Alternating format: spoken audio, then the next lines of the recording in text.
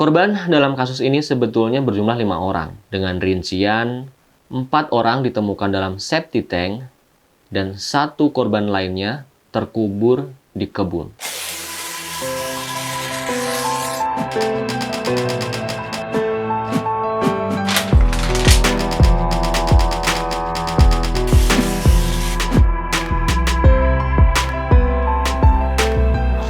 Selamat datang di Les.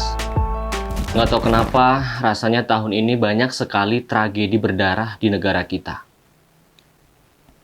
Kecelakaan di Bekasi yang menewaskan 7 pelajar, kecelakaan di Cibubur yang mengakibatkan 10 orang tewas, tragedi Kanjuruhan yang menelan sekitar 200 korban jiwa, bahkan yang terakhir adik-adik kita, siswa MTS 19 Pondok Labu yang tewas tertimpa tembok. Apa itu, Cok? Apain, ah? Ya! Oh no! Ya!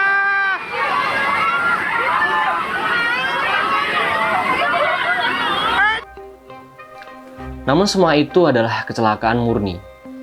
Berbeda dengan yang akan dibahas pada episode Les kali ini, yaitu warga Desa Margajaya, Kecamatan Negara Batin, Kabupaten Waikanan, Lampung, dihebohkan dengan penemuan mayat satu keluarga di dalam septic tank.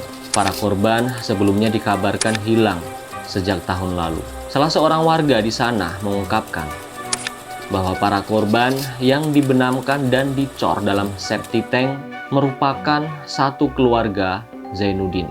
Warga di sana sudah tidak mendengar kabar keluarga tersebut sejak setahun yang lalu.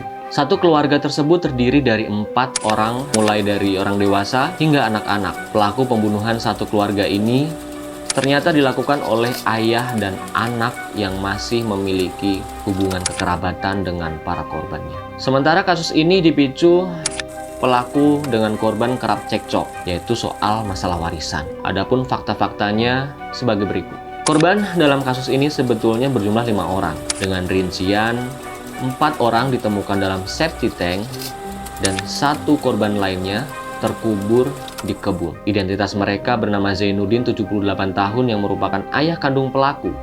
Siti Romlah, 45 tahun, ibu tiri pelaku. Wawan Wahyudin, 55 tahun, kakak kandung pelaku. Dan yang terakhir, Zahra, 6 tahun, yang merupakan ponakan dari pelaku.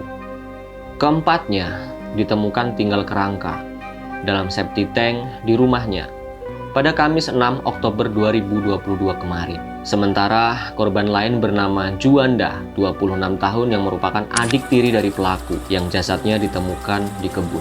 Kelima korban dibunuh oleh ayah dan anak, yaitu EW, 38 tahun, dan DW, 17 tahun.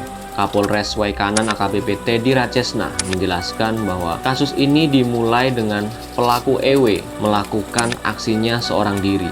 Ia pun menghabisi ayahnya, Zainuddin, ibu tirinya Siti Romlah, kakak kandungnya Wawan Wahyudin, dan keponakannya yakni Zahra. Kapolres belum bisa membeberkan secara detail terkait kapan para pelaku ini melakukan aksi nekatnya. Mengingat saat ini polisi juga masih melakukan pendalaman dan pemeriksaan terhadap para pelaku. Pelaku EW kemudian membuang jasad para korban ke dalam septic tank di rumah Zainuddin. Aksi EW berlanjut dengan mengajak anaknya, yaitu DW, untuk membunuh Juanda. Semula Juanda pulang ke rumah pada Desember 2021 lalu. Ia tidak mendapati keluarganya di rumah. Singkat cerita, EW dan DW membunuh Juanda saat sedang tidur, yaitu menggunakan besi. Polisi menemukan kapak yang digunakan EW untuk membantai satu keluarga yang ditemukan di dalam septic tank tersebut. Kapak itu ditemukan terkubur bersama jasad 4 korban dalam septic tank. Ia menjelaskan, kapak itu merupakan salah satu barang bukti kuat dalam pengungkapan kasus ini. Diketahui, EW membantai ayah kandung, ibu tiri, dan adiknya dengan kapak yang dibuang di septic tank tersebut. Sementara Zahra yang masih berusia 6 tahun tewas dicekik. Polisi yang melakukan evakuasi jasad korban pada Kamis 6 Oktober 2022 kemarin mendapati kondisi para korban tinggal tulang belulang. Pakaian mereka masih utuh. Motif EW di hadapan polisi mengaku, ya, pembunuhan tersebut karena masalah harta warisan. EW sebelum korban ditemukan sempat menjual 2 lahan milik korban. Meskipun sudah mengaku, namun Kapolres menegaskan bahwa pihaknya masih terus melakukan pendalaman dan pemeriksaan untuk mengungkap fakta-fakta lain dalam kasus ini.